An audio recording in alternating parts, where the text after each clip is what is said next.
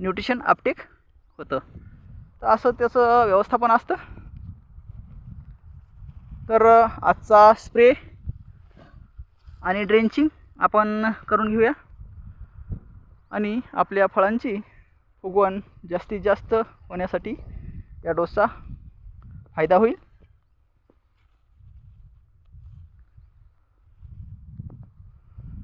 माल छान आहे, मस्त एक नंबर प्लॉट आहे, काहीच अडचण नाही आहे.